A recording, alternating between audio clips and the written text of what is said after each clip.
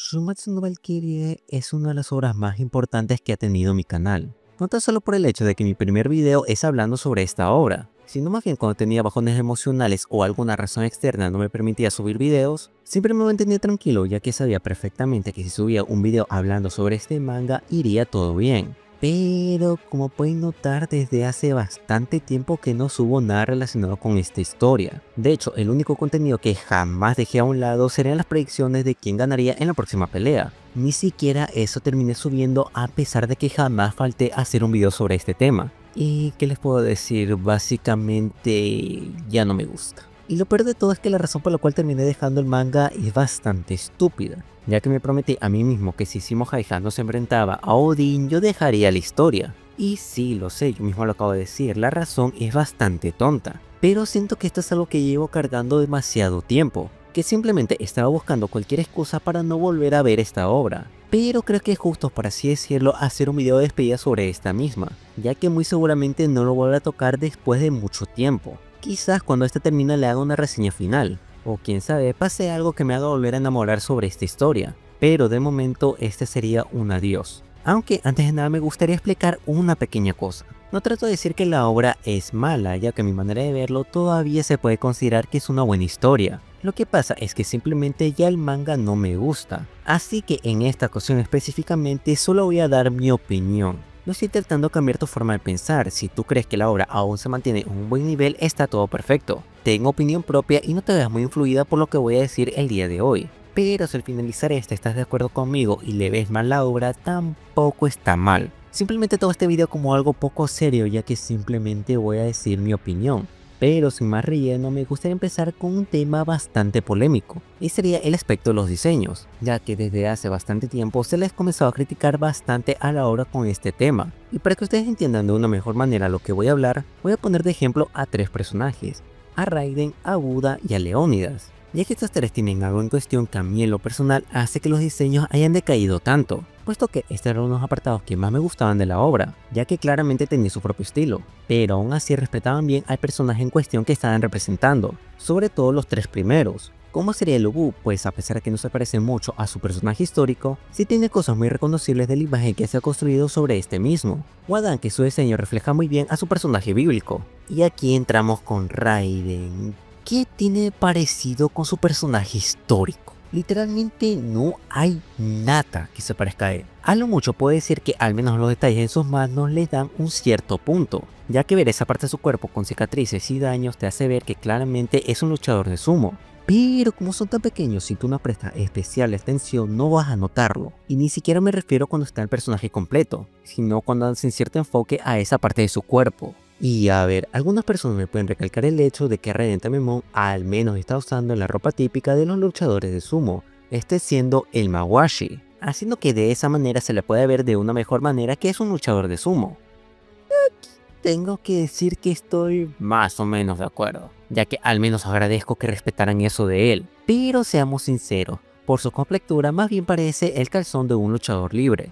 Y ese es mi segundo punto, ¿por qué es tan flaco? Realmente yo no entiendo la extraña manía de hacer de aquí en adelante los personajes extremadamente atractivos. Y a ver, con respecto a su pasado tenía una mínima esperanza, ya que supuestamente tenía músculos que estaban reteniendo su masa muscular, haciendo que cuando estos sean liberados tenga una apariencia más de un luchador de sumo. Pero lo irónico no es tan solo que no pasara, sino que se ve hasta incluso más flaco por alguna extraña razón. A ver, bueno, no se mantuvo mucho tiempo, pero sí es bastante irónico. Y puede que muchos me pueden decir que estoy exagerando y eso que lo otro. Pero estamos hablando que si a Raiden lo cambiamos por otro cualquier asiático, realmente no habría manera de diferenciarlo, ya que no tiene algo en concreto el personaje histórico que básicamente cualquiera puede tener su papel. Simplemente cámbiale el nombre y puede ser cualquiera. Y a ver, no me malinterpreten, no estoy diciendo que sea un calco perfecto del personaje en el cual están basados, ya que a nivel personal considero que Buda es uno de los mejores diseños que ha tenido la obra. Pues a pesar de que no se parezca mucho a su personaje histórico, por lo menos tengo que decir que tiene una justificación el por qué tiene dicho diseño, puesto que en la obra su título sería el adolescente más fuerte de la historia, haciendo que su diseño tenga una razón narrativa, mostrando la rebeldía que una persona tendría en esa etapa de su vida. Pero tengo que decir que en los paletas de colores pudo ser un poco mejor, puesto que hasta donde yo tengo entendido cada color que él tiene un significado. pero me hubiese gustado más que se pareciera a los colores que yo le di un principio a Uda, ya que los colores que usualmente se le suele representar a este personaje histórico son el amarillo, rojo y naranja. Además que sea castaño lo acercaría más al personaje que está representando. Entonces trato de decir que si hay alguna justificación narrativa del por qué tiene ese diseño sería bueno, pues no del todo. Y aquí traeré a colación a Leónidas, pues aunque ustedes no lo crean, sí tiene una razón narrativa por el cual tiene esa apariencia. Ya que en su día cuando dije que muchas personas eran hipócritas al criticar su diseño pero al de Raiden no aplaudían, muchos comentaban que no era lo mismo y sobre todas las cosas, los espartanos eran sumamente orgullosos, personas que respetaban mucho sus raíces. Pero ¿qué pasa? Aquí entra nuevamente el título, y es el rebelde más fuerte de la historia, y que la rebeldía en sí un cambio de algo ya preestablecido, haciendo que tenga bastante sentido que Leónidas no esté usando su ropa espartana, sino más bien por así decirlo ropa más moderna. Pero ¿qué pasa? La idea está bien pero está pésimamente ejecutada, ya que estoy muy de acuerdo que parece un Rambo de Temo. ¿Y por qué estoy comentando tanto esto como algo importante? Pues en lo personal no sé si a ustedes les pasó lo mismo, pero cuando yo comencé a leer la obra no sabía que los personajes que nos estaba representando eran en sí personajes históricos, ya que claro reconocía ciertos nombres pero no todos, así que intuí que solo era una mera coincidencia. Pero cuando me enteré que realmente eran personajes históricos me interesé en investigar,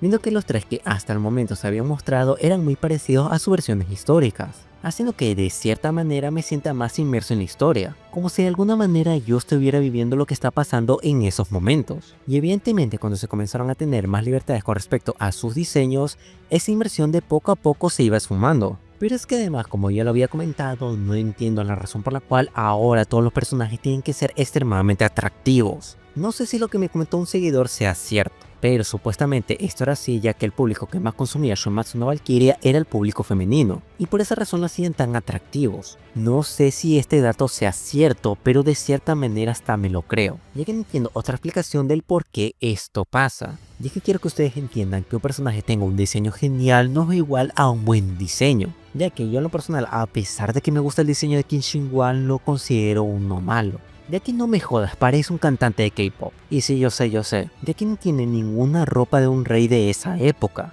sino más bien un cosplay de un cantante de BTS, que a ver, no estoy atacando la banda por si acaso, pero a nivel narrativo en esta obra es muy pobre, cosa que yo entenderé perfectamente si al menos explican el por qué se ve de esa manera. Por ejemplo, sería el caso de Tesla, pues a pesar de que no tiene su peinado tan característico y su bigote, por lo menos aunque sea en un panel te explican que realmente es su versión más joven, pues en este mismo una versión más vieja de él tiene esas mismas características. Aunque bueno, hasta donde yo tengo entendido, esta foto realmente Nikola Tesla era bastante joven. Pero no me quejo, al menos tiene una justificación. O bueno, sí me puedo terminar quejando, ya que creo que el mejor diseño que tiene Shumatsu no Valkyria y por lejos sería el de Sasaki Kojiro, ya que su diseño se aleja demasiado sobre la imagen pública que se tiene con respecto a su versión histórica, alguien joven y que su color característico es el azul. En cambio aquí es todo lo contrario, alguien viejo y que su color característico sea el rojo, pero porque por alguna extraña razón aún así su diseño funciona tan bien. Pero la razón por la cual funciona tan bien es que respeta sus características más importantes que tiene él, como sería su vestimenta, su cola de caballo tan alargada y su arma principal, haciendo que no se sienta antinatural su cambio. Y es que hermano, ¿cómo puede ser posible que Jack esté mejor diseñado que Raiden o que Qin Shi Huang? Ya que estamos hablando que es un personaje histórico que no conocemos su verdadera apariencia, a pesar de que de manera espontánea se comienza a decir que ya descubrieron cuál es su verdadera identidad. Pero aún así, a pesar de que es un personaje que no conocemos su verdadera apariencia, dieron justo en el clavo, ya que en vez de alocarse, hicieron a un inglés de esa época. Y bueno, si se preguntan el tema de los dioses, por lo menos tengo que decir que de cierta manera lo puedo justificar, ya que hasta en la propia obra te explican que la imagen que nosotros tenemos sobre los dioses es completamente errada, ya que al fin y al cabo no lo conocemos en persona, haciendo que de esa manera se justifique el por qué se tomaron tantas libertades a la hora de diseñar a los dioses. Pero bueno, creo que este es un tema bastante subjetivo, así que ¿qué les parece si vamos a algo más objetivo? Y es que las peleas desde la quinta ronda han perdido bastante peso, ya que al menos en un principio cada combate tenía su porqué, y no me refiero a nivel estratégico, sino narrativo. El mejor ejemplo sería Lubu contra Thor, ya que tan solo los diseños ya le dan una paliza con respecto a las otras peleas,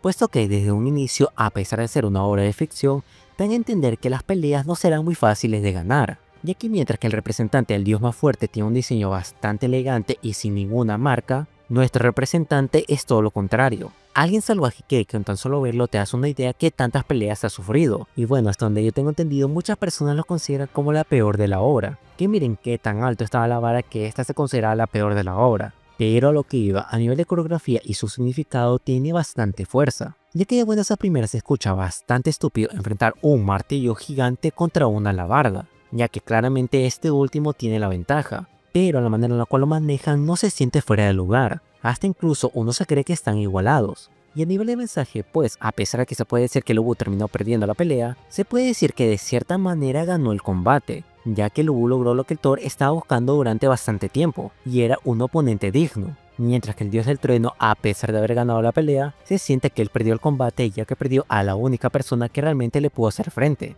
Pero si lo comparamos, por ejemplo, la pelea que tuvo Qin Shi Huang contra Hades, la cosa se despareja demasiado. Pues a pesar de que técnicamente se están peleando por el título de ser quien es el rey superior entre todos, la verdad esto se siente bastante forzado. Pues a pesar de que claramente ellos dos tienen ese título, no se sienten que están luchando como tal para decir quién es el mejor. De hecho, ese papel medio antagónico que le quieren dar a Hades no le queda para nada bien, ya que él literalmente dijo que quería vengar a su hermano. Pero a la hora de la pelea no se siente muy agresivo que digamos. Que no digo que se haga un villano genérico solo por esto, pero que al menos se sienta furioso y que realmente quiera extinguir a los humanos. Pero como está construido el personaje, más bien se siente que fue forzado a pelear, a pesar de que literalmente no estaba en la lista. ¿Y por qué lo estoy comentando de esta manera? Pues porque algunas personas me pueden decir que realmente no estaba luchando por el título, sino más bien por su hermano. Pero como lo estoy dejando ver, realmente no se siente tan así. Que a ver, no estoy diciendo que Hades no se sienta que realmente no quiera a su hermano, porque evidentemente no es así,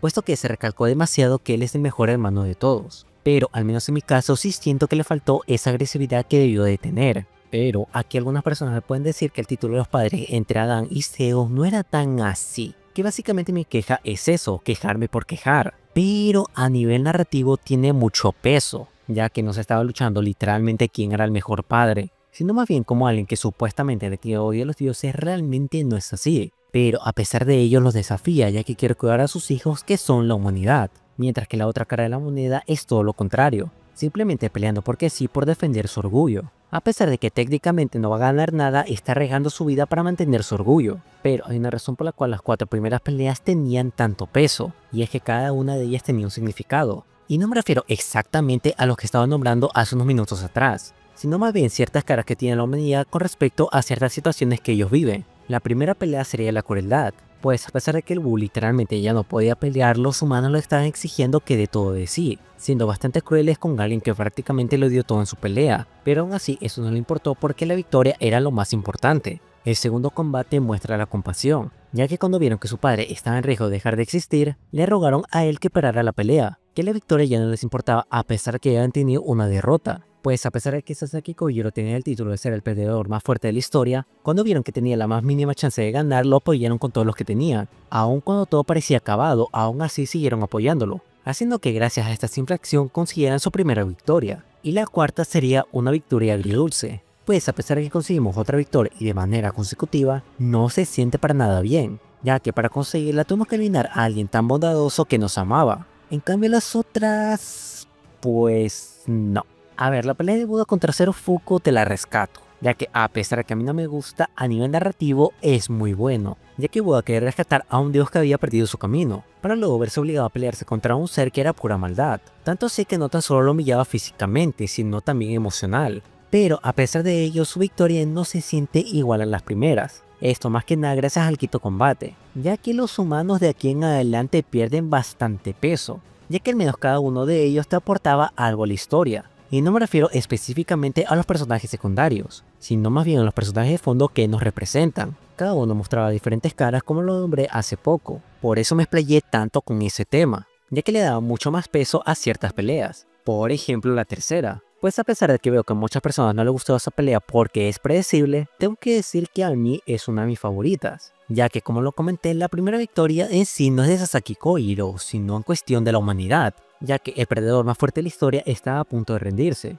pero fue gracias al apoyo de los humanos que él no se dio por vencido, haciendo que de esa manera, por muy irónico que suene, quien nos dio la victoria más importante es el que tiene el título de ser el perdedor más fuerte de la historia. En cambio las otras, pues el público se ha vuelto bastante genérico, haciendo que de esta manera, o al menos este es mi caso, no lo sienta con la misma emoción. Por ejemplo, sería el Nikola Tesla contra Belcebú. Pues a pesar de que esos títulos claramente te hacen entender que habrá un choque muy fuerte entre ellos, al final no fue tan así. A pesar de que tenía servido en bandeja de plata un concepto tan interesante, como sería el buen o mal manejo de la ciencia. Y antes que me lo digan, no trato de decir que Tesla es malo. De hecho, todo lo contrario, es por él que considero que la pelea como mínimo se salva, ya que si no la considero la gran cosa. Y es por el tema que les comenté sobre el público, pues el Adán contra Zeus el mensaje se siente más potente, ya que para esos momentos de la historia se encontraban con 2 derrotas consecutivas. Eso sin contar que el padre de la humanidad dejó de existir. Pero curiosamente es gracias a eso mismo que el mensaje cala tan fuerte. Mientras que con Tesla, a pesar de que tengo que decir que sí es cierto, el mensaje tiene más potencia con respecto si lo vemos con el de Adán,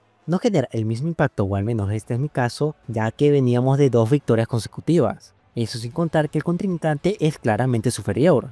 No, sí, Tesla tiene muchas oportunidades de ganar. Es por eso que, al menos en mi caso, el mensaje no me caló tanto, ya que el mensaje de seguir avanzando tendría más sentido si al menos hubiese entendido una derrota. Es por esto mismo que comenté en su día que la victoria de Con Shenhuang no era lo correcto, ya que había visto muchas personas que comentaban que era necesario que demostraran que la humanidad era más fuerte que los dioses. ¿Para qué? Si ya los dioses los consideraban como unos oponentes más que dignos, ya que desde ahí se comenzó a decir que los humanos no son un simple juego. Y a ver, te lo puedes terminar comprando si hubiese afectado a los dioses, ya que realmente el único afectado sería Belcebú, ya que fue por decisión propia el pelear el siguiente combate. Y aprovechando que tocamos el tema de ese enfrentamiento, hay algo que en lo personal me sigue molestando hasta el día de hoy. Y es que la verdad no entiendo por qué los autores tienen miedo de hacer los dioses como malos, ya que en su presentación habían mostrado que Belcebú era un dios bastante cruel, ya que por sus deseos egoístas estaba experimentando con la vida, hasta incluso con un dios bondadoso que jamás le hizo algo, solo con el fin de cumplir su meta sin importar las bajas que esto podría conllevar, no importándole el despertar un demonio que casi acaba con uno de los 3 reinos. Pero a la hora de su combate como que le intentan blanquear de cierta manera. No sé si ustedes estarán de acuerdo con esto, pero es así como yo lo veo, ya que lo de demostrar todo lo que había hecho este dios, en su pasado lo muestran como una pobre víctima que ha sufrido mucho, que quiere terminar con su vida porque solo lastima a sus seres queridos por una maldición que él tiene. Y a ver, tengo que decir que este giro me gusta mucho, ya que te hace ver que Belcebú no es como uno pensaba, pero aquel problema es que se va al otro extremo. O sea, se siente que quieres que olvide todos los actos horribles que he cometido porque, oh no, el pobre hemos sufrido mucho, Shurrak, que tú no sabes, Shurrak, lo que ha sufrido Belcebú. Esa es mi manera de verlo bastante ridículo, ya que sí, puedes mostrar esa parte de su pasado para entenderlo un poco mejor. Pero también un punto fundamental era explicar el por qué había cambiado tanto, ya que al no hacerlo se siente más bien una mera justificación de sus actos. Y es una pena porque a mí en lo personal Belcebú sí lo sentía con mucho potencial, pero en ningún apartado fue bien aprovechado. Ni en lo emocional porque se siente más bien como una justificación de sus actos, ni en lo científico porque no se explota nada de ello. Y con Apolo puedo decir que es más de lo mismo. A ver, antes que se me vaya en el cuello, yo también agradezco que no haya sido un Poseidón 2.0. Pero al hacerlo tan bueno genera bastantes conflictos. Tanto así que muchas personas comenzaron a decir que Apolo tiene razón. Ya que muchos dicen que no, Apolo sí tuvo razón, ya que gracias a sus actos logró que Leonidas se alzara e inspirara a los demás, haciendo que Esparta no fuera conquistada. Y si tú escuchas esto suena bastante estúpido. Es como si tu jefe te despidiera y por esa misma razón tuvieras que ir más temprano a tu casa y descubres que tu esposa te fuese infiel y que gracias a esto tengas que darle las gracias a tu jefe por despedirte en primer lugar. Es ridículo. Pero también tengo que decir que las motivaciones de Leonidas tampoco están bien hechas, ya que el choque de conflictos en sí no está bien trabajado, ya que no aprovecharon este conflicto de ideales para decir de que sí, Apolo, tienes razón, tus actos fueron bondadosos, pero al seguirlo tan a rajatabla perjudicaste a muchas personas, ya que sí se puede decir que de manera indirecta se salvó Esparta, pero para ello una persona tuvo que ir en tu contra y varias personas tuvieron que fallecer para que eso se lograra. En ninguno de los dos casos fue bien trabajado, haciendo que este combate se sienta raro, ya que quieras o no, de cierta manera ambos tienen la razón, pero al mismo tiempo no, haciendo que su lucha, a pesar de que tenga ciertas conexiones, no tenga mucho sentido. Cabe aclarar que no estoy tratando de decir que todos los dioses sí o sí deben de ser malos, ya que con Hércules fue un gran aire fresco y sí nos dio a entender que sí hay dioses buenos, pero hay casos como el de Belcebú que no tan solo no tiene sentido, sino más bien cómo están trabajados, ya que como por ejemplo, a pesar de que Zeus no es el ser más cruel de la ficción, como figura antagónica funciona muy bien, ya que por así decirlo que no tiene maldad, sus actos egoístas claramente lo reflejan como un villano, Mientras que aquí no hay nada de eso, a pesar que Belcebú claramente se notaba como un dios malévolo. Y vuelvo lo repito, no es que estoy diciendo que todos los dioses deben de ser malos, pero sí deben tener una cierta imagen antagónica, ya que en esta historia en cuestión no hay una lucha de moralidad, puesto que en sí los dioses no pierden nada si los humanos terminan ganando, cosa muy contraria a nuestro bando, ya que si perdemos seremos extinguidos, haciendo que no se pueda jugar mucho con este tema en la historia. Claro, si hay momentos como lo había comentado con el caso de Hércules, pero si no se juega con esa moralidad y simplemente lo vas a colocar porque sí, queda muy mal. Aunque bueno, es así como yo lo veo. Y bueno, ya que estamos hablando de todos los combates en cuestión, tengo que hablar de la última que yo vi, siendo esta la de Okita Souji contra Susanoo. Ya de buenas a primeras los autores se dieron un buen tiro en el pie, ya que técnicamente le habían dado el título de mejor espadachín a Sasaki Kojiro, haciendo que por esta misma razón no pueda haber un enfrentamiento de decir quién es el mejor espadachín entre dioses y humanos, haciendo que el título sea uno completamente diferente al enfrentar el tajador más fuerte de la historia con el atajador más fuerte de los dioses. Aunque bueno, tengo que decir que a pesar de que era un combate muy obvio y no era tan creativo como si fueron otros, la verdad fue una pelea muy buena. El público sí igual de malo como siempre, pero tengo que decir que la narrativa en combate había regresado. Todo iba perfecto hasta que los autores se dieron cuenta de que necesitaban cagarlo de alguna manera, dándonos así los últimos capítulos de este, dándole por alguna extraña razón un power up a Susanoo que no sirvió para nada, ya que Okita Souji con los huesos rotos antes que alguien me diga no Moshiri, es la adrenalina y eso te hace mover. Tiene los huesos rotos, si tienes los huesos rotos no te puedes mover. Y aún con todo eso, con toda la magia que hubo en ese universo, pudo lograr derrotarlo. Perdón, me exalté un poco. Pero es sincero, hermano, ¿cómo lo puedes cargar tan monumentalmente? Ya lo habías hecho todo bien, tenía bandeja de plata, ¿cómo puedes derrotar a Susanoo? ¿Para qué alargar las cosas de más? Solo hace que la victoria de Okita Souji se sienta insípida, ya que su victoria se siente más como que mijito, es un dibujito, deje de estar chingando. Cuando no, existe algo llamado la lógica interna. Y creo que esta es la razón por la cual ya no me gusta tanto Shumatsu no Valkyrie. Y es que abrazaron demasiado lo absurdo. Ya que en sí la pelea de Sasaki Kojiro se puede estar cogiendo muy de prisa para decir que realmente se mereció ganar, al traspasar los capítulos hasta eso se siente coherente. Si el guión quiere que ganes, lo vas a ganar no importa lo que pase. Esta es la razón por la cual me da tanta pena la situación en la cual actualmente se encuentra el manga, donde la lógica interna va botada a la basura solo para darte un espectáculo. Ya que ¿qué más da eso si al fin y al cabo las peleas están geniales, no? Aunque bueno, tampoco trato de decir que de aquí en adelante las cosas han ido de mal en peor, ya que claramente hay ciertos temas que han mejorado sustancialmente, como por ejemplo estaría el caso de las Valquirias, ya que en un principio más que sentirse como personajes era más bien como un elemento narrativo, ya que de alguna manera los humanos tenían que derrotar a los dioses, pero durante estas últimas peleas, a pesar de ciertas excepciones, sí se sienten más como compañeras, como por ejemplo sería el caso de la Valquiria de Leónidas, donde estuvo bastante involucrada en la pelea y hasta incluso se siente que lo está apoyando, no tan solo dando aliento, sino como si ella estuviera en la pelea en sí. Es por esta misma razón que no puedo decir que la obra actualmente sea mala, sino que simplemente ha cambiado tanto que a mí en lo personal ya no me atrae tanto como en un principio. Y bueno, si quiere que comente la pelea de Loki contra Seimo Haihan, no puedo comentar nada, ya que como lo comenté cuando se dio la noticia que estos dos se iban a enfrentar, yo había abandonado el manga. Así que literalmente no puedo comentar algo que no he visto. No sé si fue bueno o malo, lo único que sé es que Loki fue rápidamente derrotado. Pero bueno, eso sería todo lo que tengo que decir con respecto al día de hoy. Si te gustó mi video, por favor dame un like y comenta si estás de acuerdo o no con lo que he dicho. Me gustaría saber tu opinión en la caja de comentarios. Pero en fin, sin nada más que decir, yo me despido aquí y espero verte en el siguiente video. Más allá del sol, más allá